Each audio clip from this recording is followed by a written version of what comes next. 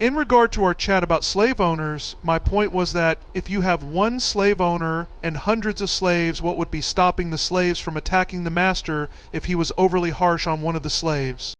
That's a good point. In some cases, there were uprisings or rebellions where slaves attempted to overthrow their masters, such as Nat Turner's rebellion in 1831. However, slave owners had a number of methods for controlling and suppressing slave resistance, including physical violence, threats of punishment, and creating divisions among the slaves themselves. Additionally, the social and legal systems of the time were structured to support the power of slave owners, making it difficult for slaves to challenge their authority in any meaningful way.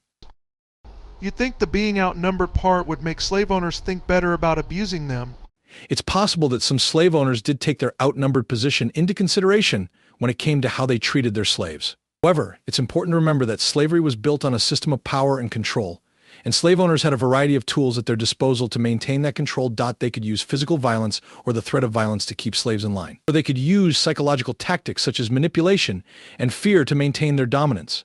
Additionally, slave owners often had support from local law enforcement and other officials, which made it easier for them to maintain their power and control over their slaves. In short, while the power imbalance between slave owners and slaves may have made some owners think twice about being overly abusive, it did not necessarily prevent abuse from happening altogether. It really does show, however, that sometimes having strength in numbers in a particular situation isn't enough to avoid abuse. Yes, unfortunately that is true. Power dynamics can be complex, and it's not always as simple as numbers alone. In the case of slavery, the slave owners had legal, economic, and social power over the slaves, which made it difficult for the slaves to resist or escape their situation. The psychological impact of being held in captivity and being treated as property for generations also played a role in the power imbalance.